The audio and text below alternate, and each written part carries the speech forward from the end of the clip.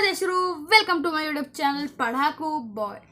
तो आज हम पढ़ने जा रहे हैं क्लास 5 लिविंग साइंस का चैप्टर 3। हाँ, आज हम स्टार्ट करने जा रहे हैं एक नया चैप्टर। मैं तो बहुत ज़्यादा एक्साइटेड हूँ इस नए चैप्टर को स्टार्ट करने के लिए। आप एक्साइटेड हो तो कमेंट बॉक्स में लिख के बताना, ठीक है। तो नए चैप्टर का नाम है सेफ्टी एंड फर्स्ट एड। तो सेफ्टी सोचते ही हमारे दिमाग में क्या आता है? सेफ्टी सोचते ही जैसे कि जब आपको जैसे एक्सीडेंट से बचना, ठीक है, सेफ रहना, ठीक है, मतलब और सेफ्टी जैसे डिजीज से सेफ रहना, मतलब ऐसे अभी कोरोना वायरस है, प्रिकॉशन लो, ठीक है, सेफ रहोगे। तो ऐसे ऐसे मतलब सेफ्टी का मतलब होता है मतलब खुद को बचाना किसी भी चीज़ से, ठीक है, प्रिकॉशन लेना।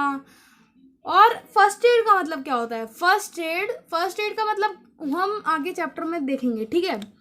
तो अब हम देखेंगे कि चैप्टर में आगे क्या है, ठीक है। हमें चैप्टर में क्या पढ़ेंगे तो ये सब हमें चैप्टर में जो पढ़ेंगे उसके हिसाब से इन्होंने दिया है एम्स और एड्स, ठीक है। तो आप इसे पढ़ लेना। हम अब इधर से पढ़ते हैं। Somebody has eaten a banana and throw the banana peel on the road। अब इसको सोचते ही मेरे दिमाग में बहुत सारे कार्टून्स आ जाते हैं। जैसे कभी आ रहा है ना एक नया कार्टून, मतलब नया तो नहीं, थोड़ा पुराना कार्टून है जिसका नाम है गिजल्स एंड द लीनिंग्स करके एक नाम है, ठीक है, जिसमें एक भालू होता है और उसके मतलब एक छोटे छोटे से चूहे जैसे कुछ होते हैं, ठीक है। तो वो उसको परेशान करते रहते हैं। तो मैंने एक दिन देखा कि एकदम से ही उन्होंने ना भालू को परेशान करने के लिए उन्होंने ना केले का छिलका फेंक दिया।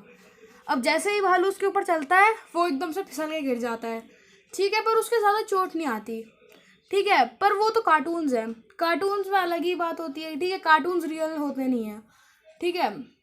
अब उसमें तो ऐसा था कि उसको चोट नहीं लगी, पर अगर आपके नीचे पैर के नीचे अगर आपके बनाना पील आ गया, ठीक है, तो आप अगर मतलब बनाना पील से गिर गए तो फिर आपको मतलब फ्रैक्चर भी हो सकता है और बहुत ज़्यादा चोट लग सकती है, ठीक है, बहुत बड़ा एक्सीडेंट भी हो सकता है। तो अब हम आगे पढ़ेंगे, ठीक है। तो मतलब somebody has eaten a banana peel and throw the peel on the road।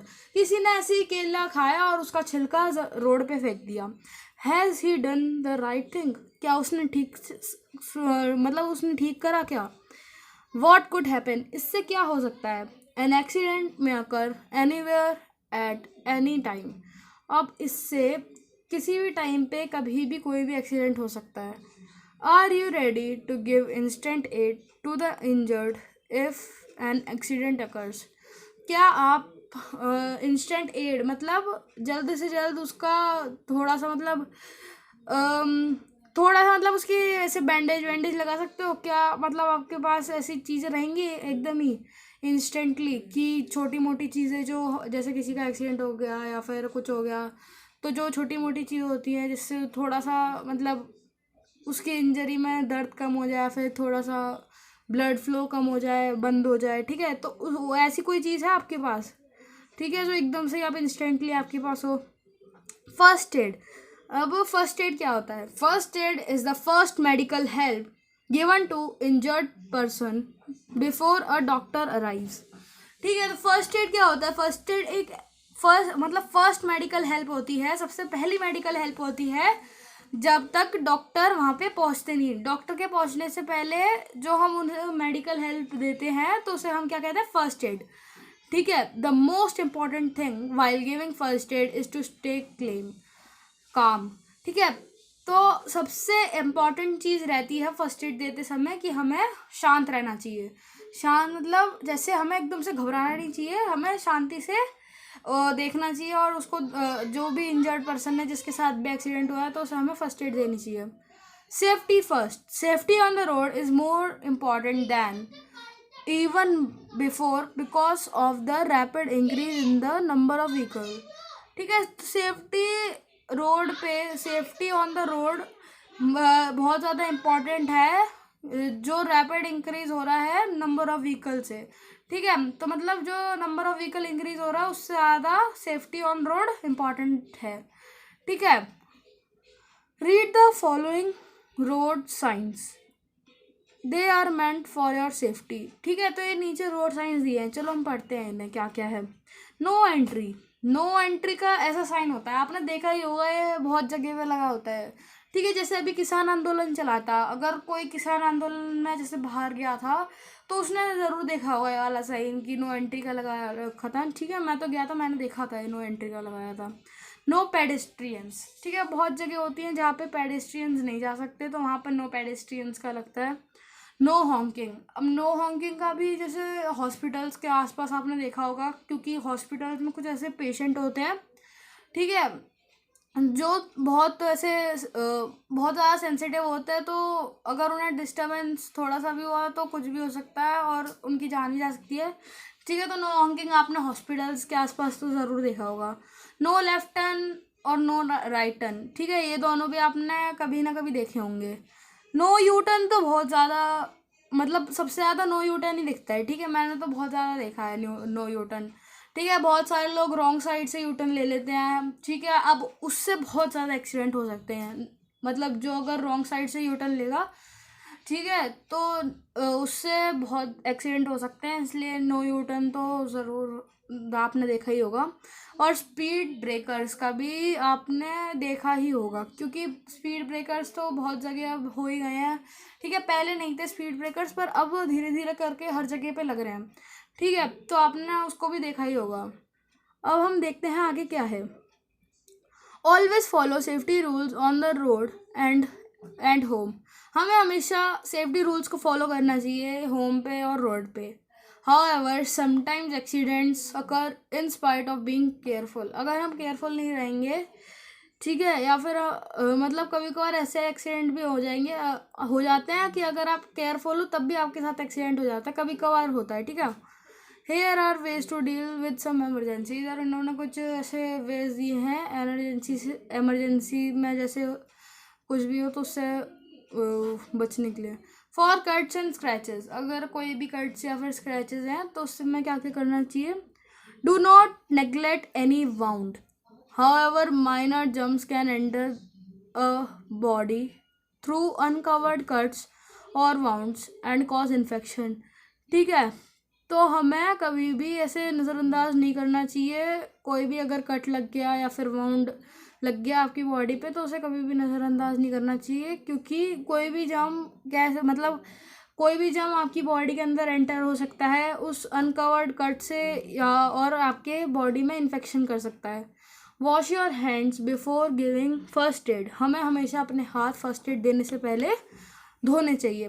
As germs from as germs from dirty hands may infect the wound, और या अगर आप हाथ नहीं धोगे तो जो आपकी डर्टी हैंड्स पे जो भी जर्म्स होंगे तो वो उस कट के ज़रिए बॉडी के अंदर चले जाएंगे, पेशेंट की बॉडी के अंदर चले जाएंगे। ठीक है, तो आपने देखा होगा, इसलिए डॉक्टर्स हमेशा जैसे ऑपरेशन वगैरह करते हैं तो हमेशा ग्लव्स पहन के करते हैं, जिससे कोई बैक्टीरिया ऑपरेशन करते समय अंदर ना चला जाए उनके हाथ से। ठीक है, तो इसलिए वो हमेशा ग्लव्स पहनते हैं और उसे चेंज करते रहते हैं हर थोड़ी थोड़ी देर में। Wash away all dirty around the wound, all dirt around the wound, हमें जो भी डर्ट हमारे कट के आसपास हो उसे हमें धो लेना चाहिए।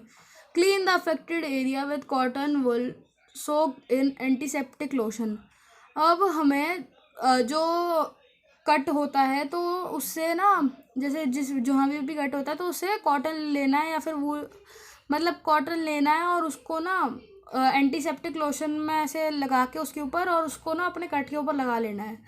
ठीक है, तो बहुत बार ऐसे हल्दी भी लगा लेते हैं, क्योंकि हल्दी भी बहुत बार मतलब एंटीसेप्टिक की ही तरह काम करती है। ठीक है, तो आपने देखा होगा कि बहुत बार अगर आपने कभी भी कट लगाओ तो आपके पेरेंट्स या फिर आपके ग्रैंड पेरेंट्स ने बोला हुआ कि हल्दी लगा लो ठीक हो जाएगा। ठीक है, तो इसलिए कहते हैं जिससे अंदर इन्फेक्शन ना जाए, और ठीक है, तो इसलिए कहते हैं। Place a thick pad of cotton wool और स्टाइल गाउज, ठीक है, तो ये हमें एक thick pad of cotton wool रखना चाहिए, और ये स्ट्रिल गाउज रखना चाहिए, इसका मेरे को मतलब नहीं पता। ठीक है, अगर आपको पता हो तो मेरे को कमेंट बॉक्स में बताना। On the wound and press it. ठीक है, तो हमें कोई भी ऐसे कॉटन या फिर ये जो स्टील गाउज इन्होंने बोला है, तो उसको जो वहाँ पे भी कट है वहाँ पे ऐसे रखे और थंब या फिर फिंगर से उसे एकदम प्रेस कर देना है।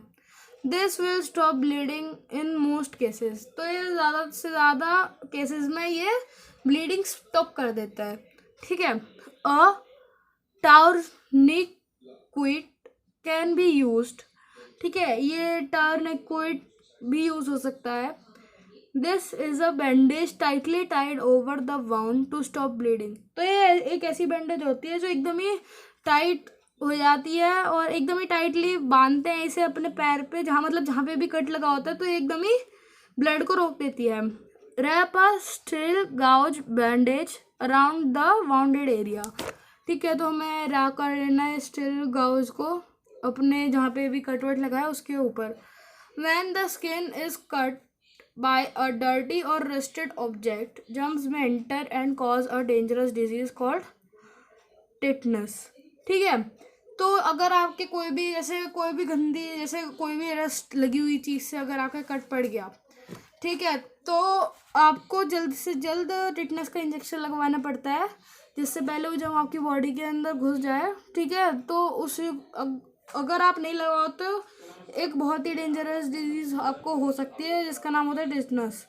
आपने देखा होगा कभी भी आपके अगर आयरन से रस्टेड आयरन से अगर आपका कट पड़ा हो कभी भी हाथ वाथ में, तो आपके पेरेंट्स कहते हैं कि टिटनस का इंजेक्शन लगवाओ। ठीक है, ये सब कहते हैं, तो इसलिए कहते हैं क्योंकि टिटनस बीमारी हो सकती है इसके चलते।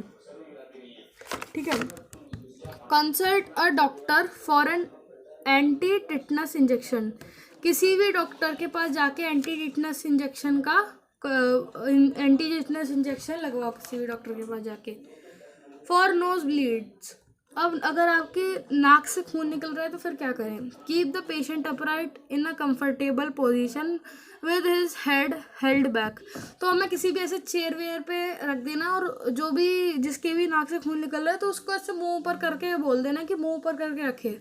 ठीक है, press the bleeding side of the nose firmly. धीरे धीरे जहाँ से उसकी नाक से खून निकल रहा है तो उसे धीरे धीरे दबाओ। कीप एन आइस पैक और wet cloth on the nose and head of the patient. ठीक है, तो कोई भी आइस पैक या फिर गीला कपड़ा जो भी पेशेंट है उसके सर पे रख दो। ठीक है, ask the patient to breathe through his mouth and not to blow his nose. ठीक है, तो पेशेंट से बोलो कि अपने मुंह से सांस ले, नाक की बजाय। ठीक है, a little bit of bleeding from the nose is harmless but if bleeding is heavy send for the doctor. अगर थोड़ी मोटी छोटी मोटी अगर ब्लीडिंग निकल रही है नोज से तो वो कोई मतलब उससे कोई दिक्कत नहीं होगी, पर अगर बहुत ज़्यादा ब्लीडिंग हो रही है आपकी नाक से तो जल्दी से जल्दी डॉक्टर के पास जाइए। जैसे बगल में इन्होंने एक फ़ोटो दे रखी है, ठीक है, ये मैं मार्क कर देता हूँ, ये जैसे एक फ़ोटो दे रखी है इन्होंने।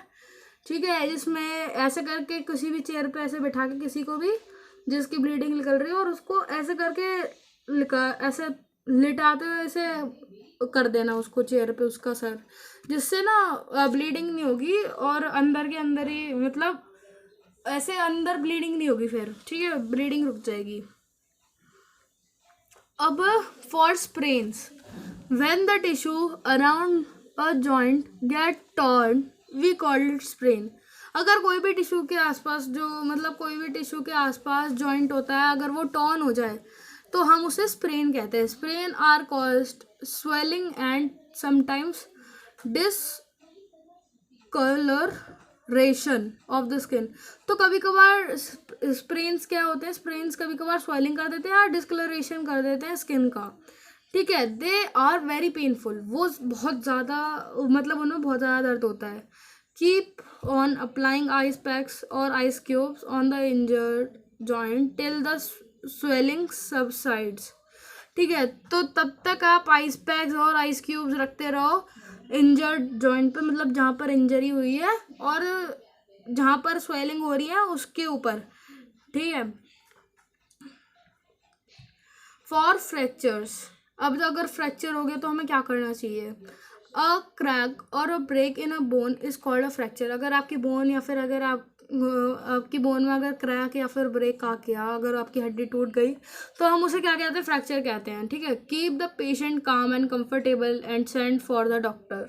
ठीक है, तो इसमें कुछ भी इंतज़ार नहीं करना, आपको सीधे मतलब सीधे आपको डॉक्टर के पास ले आना है, क्योंकि इसका कोई भी एड नहीं है बिना डॉक्टर के। ठीक है, अगर आपको फ्रैक्चर हुआ है तो जल्द से जल्द आप डॉक्टर के पास जाइए। ठीक है, apply a splint to give support to the broken bone and try to avoid unnecessary movement। अब जैसे ये इसने ऊपर ये बांध रखा है, देखो जैसे इसने ऐसे करके कपड़े से अपना हाथ जब बांध रखा है। ठीक है, जिससे इसके हाथ एकदम ऐसा स्टेबल रहेगा और ज़्यादा मूवमेंट नहीं होगी। And easily available article like sheet of newspaper, magazine, a piece of cardboard और a pillow around the injured bone. अब इसके आसपास जहाँ पे भी चोट लगी है वहाँ पर पिलो रख दो। ठीक है, जहाँ पे भी चोट लगी है, जिससे वो बहुत मतलब ज़्यादा हिले ना। ठीक है, उसका हाथ जिसके भी मतलब जहाँ पे भी फ्रैक्चर हुआ है वो वाला पार्ट हिले ना।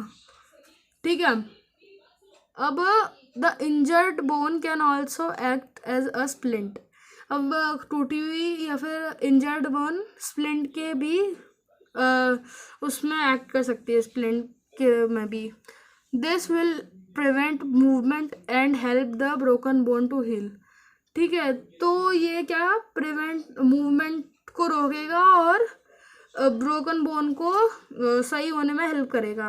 अगर जैसे हम तकिया वकिया रख रहे हैं ना, उससे। A sling made of from a triangular piece of cloth can be used for support. ठीक है, तो कोई स्लिंग हो जो ट्रायंगुलर पीस ऑफ क्लॉथ से बना हो तो वो भी सपोर्ट के लिए यूज़ हो सकता है। जैसे इससे स्लिंग कहते हैं। ये आपने देखा है जो इसने गले में बांधा हुआ ऐसे करके, ये आपने देखा होगा किसी के भी अगर फ्रैक्चर हुआ होगा आपके आसपास तो। ठीक है, तो ऐसे करके गले में ऐसा बंधा रहता है। ठीक है, तो मतलब इसको ज़्यादा हाथ को हिलाता नहीं है, जहाँ पे मतलब जहाँ पे फ्रैक्चर हुआ उसे ज़्यादा हिलाता नहीं है, स्टेबल रखता है। ठीक है, तो इससे मतलब इससे जल्द से जल्द बोन हील हो जाती है। चलो फिर आज के लिए इतना ही, अब मिलेंगे हम कल एक नई वीडियो के साथ। ठीक है, पार्ट 2 के साथ इस चैप्टर के। ठीक है, तो अगर आपको ये वीडियो अच्छी लगी हो तो लाइक करिएगा। ठीक है, और सब्सक्राइब कर दीजिएगा इस चैनल को। चलो bye bye, goodbye, Tata.